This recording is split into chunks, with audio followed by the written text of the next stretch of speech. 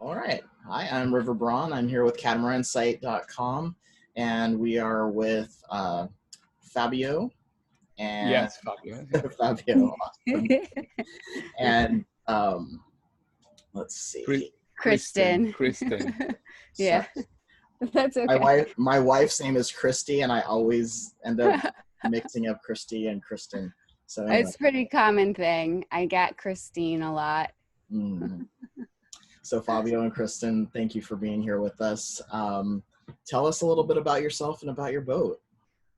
Yeah, go ahead. Go ahead. Okay, so we live in Fort Lauderdale, Florida, and I'm originally from Rhode Island. Fabio is from Italy originally, but he lived in Rhode Island for 10 years. When we were there, we had a Beneteau 473 that we had for a few years in Narragansett Bay, and we had it for from 2003 to 2008. 9. So like 5 years, because we brought it down to Florida when we moved down here, but we found that South Florida coastline is not really the place for that kind of boat if you're still working. Like if you have plenty of time, it's fine.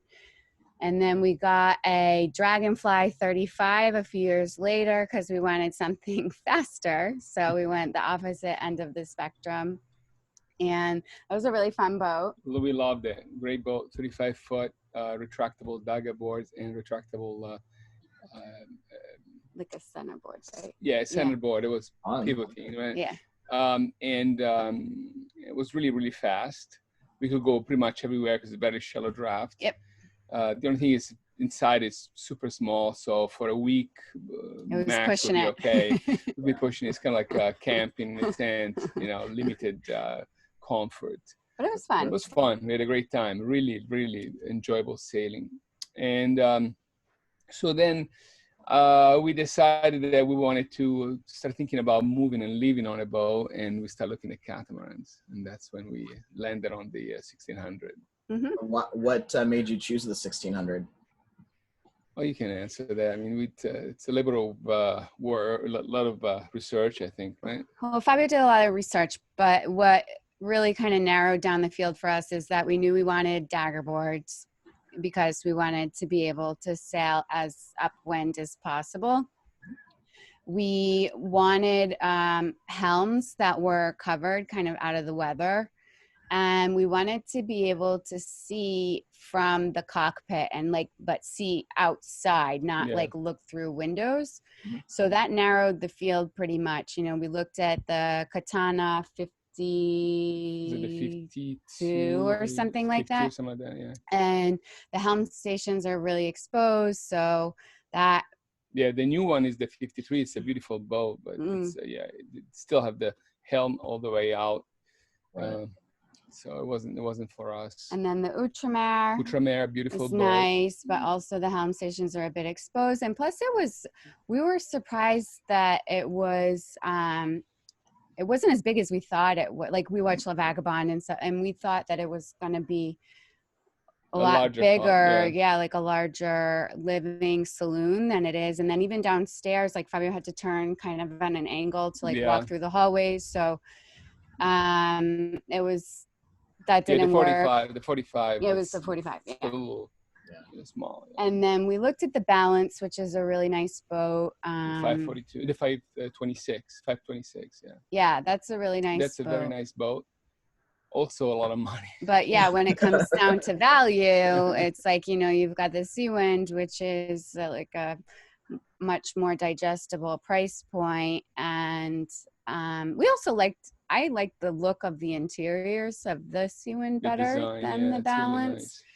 Yeah, the Balance has a lot of carbon inside. The furniture is structural a lot, which is good in a sense, lighter weight and probably more rigidity, but it's a bit Spartan, and this had a better look for somebody who lives on board. Yeah, plus there was one other thing with the Balance. They have because there's the one helm station. So the one helm station. This is nice. The Seawind is nice because you have the two helm stations, so docking. It makes it easy to dock on either side. Yeah. I'm curious about that. On the 1160 that I'm on, we do not have throttle control at both helms. Do you have throttle control? Yeah, we have electronic throttle control, so you can just switch from one side to the other when you dock. It really makes it much easier for a short-handed crew like me and Kristen. For sure. So it's a breeze. You just push a button and move to the other side, and you got control there. Nice. Yeah. When was your boat launched? So delivered here July 27th to Miami. Yeah, it took about, from Vietnam to here, it took how long? Maybe it took 42 days. 42 days on the cargo ship to get to Miami, and so it arrived in Miami on July 27th, and then it took like 4 days, I guess, Saturday, Sunday, Monday, Tuesday to commission it, and then on the Wednesday we did the sea trial. I mean, it was basically bringing it up to Fort Lauderdale. Yeah, we it wasn't it out, really like a sea from trial Miami to type Fort thing. Lauderdale. So, you know, the COVID situation has really made it difficult for a lot of this commissioning, because foreign vessel, they're having a hard time to bring their own people here. Well, yeah, because Vietnam, they have very few COVID cases, so if they leave the country, they can't get back in. So, so they had to do everything with the people here on site. Okay. And so, is it a brand new boat that you're brand on? new? Yeah, brand new. Wow. Congratulations. Yeah. There is only, I think this is the second one commissioned in the U.S. Yeah. Of a total of 4. And there is a 5th one that I think is arriving now, just about now. If in Seattle, if it hasn't arrived already. Yeah, they shipped it. They put it on the cargo ship, and I don't know if it's arrived in Seattle yet. Yeah. Okay. So what's the best thing about the 1600 for you guys? The best thing for me is the helm stations and the ability to see from the cockpit, and it's just great. You know, you have awesome visibility, and it's one of the few catamarans that offers that. Yeah, I think obviously the performance is and the ease of handling the boat short-handed. You know, all the lines come to the cockpit, all the halyards, reefing line, it can all be done safely while you talk to the person at the helm station. Right. And the boat, it's really quick, you know, responsive, and it's, for a boat this size, it's fairly light. It's very responsive. And very responsive, and so you can, you know, we were down in at the Keys, and we did a friendly race with other Seawinds, and you can really turn this thing on a dime. I was really like, Daggerboard, so it was just like, you turn, it's really awesome. It's really very responsive, so great time. Fantastic. Yeah. Is there anything you'd change about her? No, I mean, nothing major. Probably do some details inside the boat and the furniture, add some drawers where is it, you know, where you have to lift the pillows of a settee, try to fit a drawer underneath. Minor things.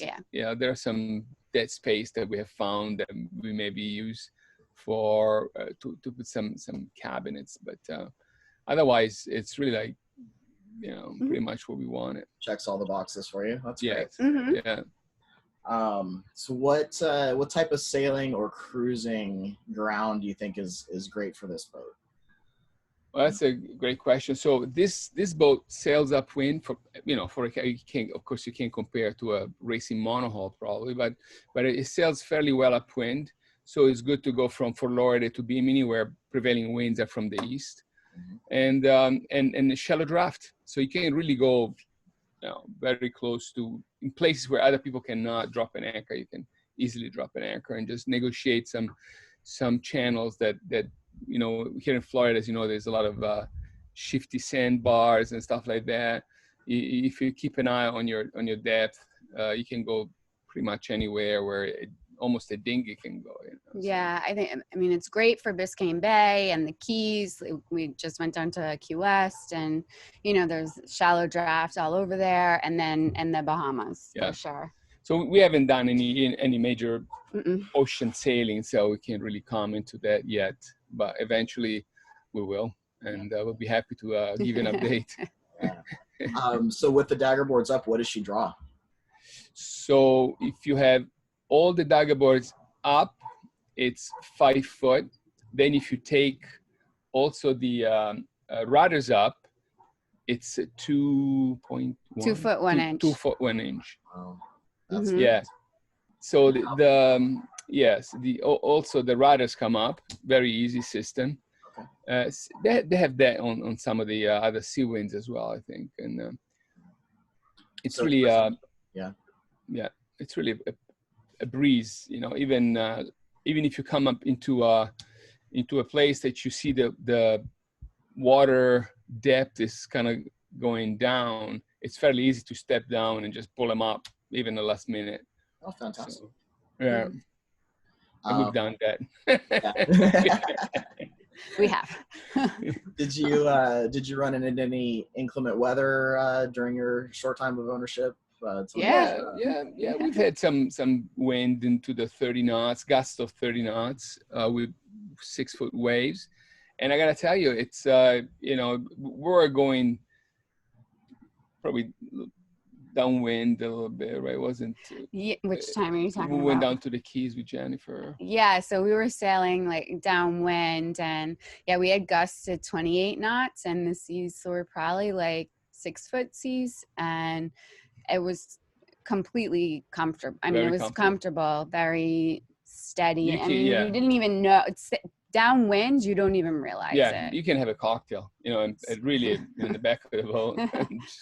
Not that we did. Not that we did, but you can really chill. Yeah. And we came up on a northwest wind from the Keys, and at night it was really, really rough, right? You mean coming into Biscayne Bay? Oh yeah, and we actually caught a front right when we left Key West. There was a big front that came over us. Oh yeah. and we, and it was fine. The only thing that made me nervous was the lightning that was in the distance, but it stayed away.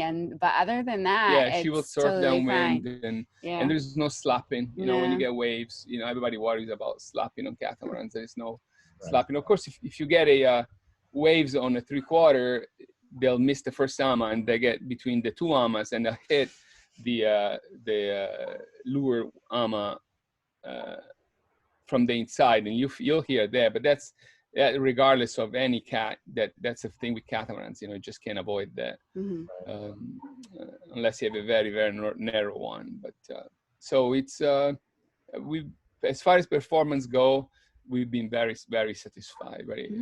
And of course, this is not that we have a lot of experience to say compared to, because we've only sailed the Phantom Peugeots and other non-performance cats. So, but this is really like very, very comfortable. We love it.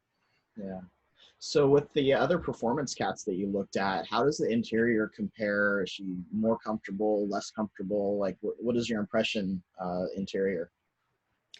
The interior is super comfortable. Yeah, I mean, it's great. And you have plenty of space, and like in the saloon is very comfortable. You can drop the table down and put cushions there if you wanted to have people sleep there. The galley is great. It's really nice. It's a U-shaped galley, and it's got the perfect triangle. Fabio loves to cook, and he really likes the galley. You've got everything within arm's reach, and the stovetop is gas, and it works really well. Yeah. I mean, the other one, we looked at the balance. The cabins are forward, and they're oriented horizontally.